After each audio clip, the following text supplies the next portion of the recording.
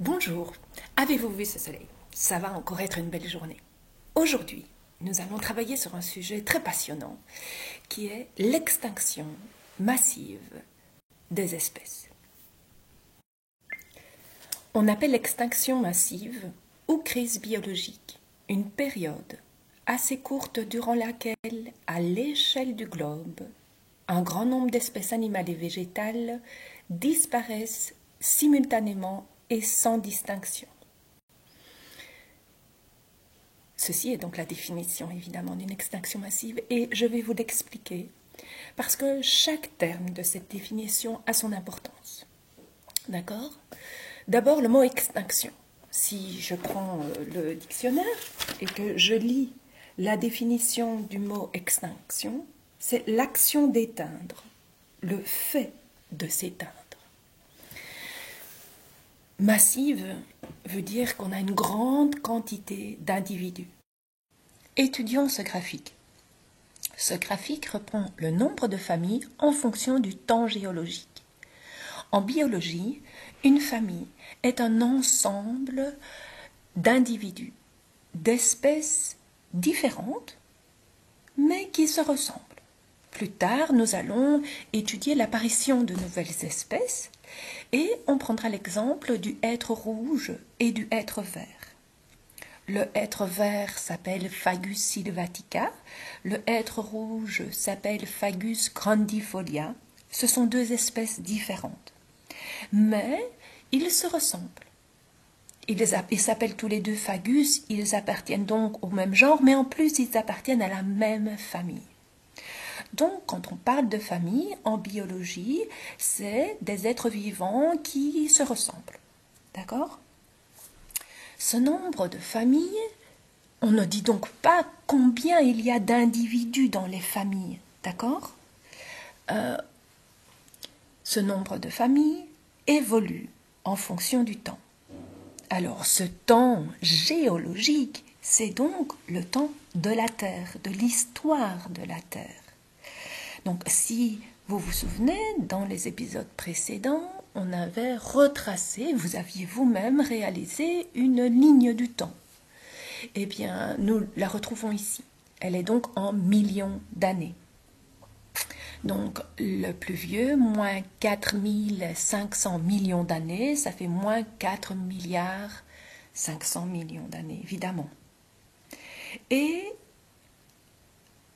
remarquez bien ici cette espèce de petite différence pour le précambrien, puisqu'il va de moins 4500 à moins 540 dans une case. On peut faire ça. On peut tordre les échelles si on en a besoin pour une meilleure lisibilité. À partir de là, vous remarquerez que tous les 100 millions d'années sont séparés par les mêmes intervalles. D'accord? Une case représentant donc horizontalement 20 millions d'années. Ce graphique nous apprend que le nombre de familles a varié tout au long de l'histoire. Et chaque fois qu'il y a une chute, eh bien, on parle alors d'une extinction massive des espèces. On parle d'une crise biologique. Alors, je vais vous demander comme exercice de me citer les 5 crises biologiques majeures, les 5 extinctions massives que l'on a rencontrées au cours du temps. Pour que vous compreniez bien, je vais faire le premier avec vous.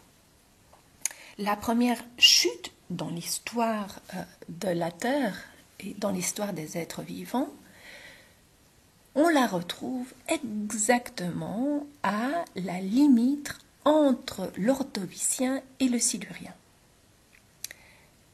Pourquoi? Bien parce que à ce moment-là, différents phénomènes vont avoir lieu. Ils vont faire en sorte que les espèces meurent. Les espèces, les genres, les familles, et ce sont des groupes entiers d'êtres vivants qui vont mourir. Donc, si je regarde ma première chute dans le graphique et que je vais lire en dessous sur l'axe du temps géologique, je vois que je suis à moins 440 40 millions d'années. Donc, ce que vous devez écrire dans votre devoir, c'est première crise biologique, moins 440 millions d'années. Et pourquoi est-ce exactement à la limite entre l'Ordovicien et le Silurien? Eh bien parce que c'est justement comme ça que, après, puisque nous n'étions pas là, il y a moins 440 millions d'années, évidemment, aucun Homo sapiens n'existait à ce moment-là. C'est après, avec le travail des paléontologues, qu'on a observé à ce moment-là des phénomènes différents. Et on a décidé, nous-mêmes, les humains, nous avons décidé de couper l'histoire en tranches. Et donc, dans l'ère primaire, secondaire, tertiaire, quaternaire, vous vous souvenez? Eh bien, elles ont été redécoupées en petites tranches. Et comment choisissons-nous ce découpage? On le choisit justement en fonction de ces éléments qui nous montrent qu'il y a eu une différence au niveau de la vie sur Terre à exactement ce moment-là. Donc c'est vraiment maintenant l'homme du quaternaire qui a décidé de découper le temps comme ça. Première question de ton devoir, donne la définition complète et précise de l'extinction massive, évidemment celle que je viens d'expliquer dans cette vidéo. Deuxième question, relève les dates des 5 grandes extinctions biologiques sur la ligne du temps qui t'est proposée ici-dessus.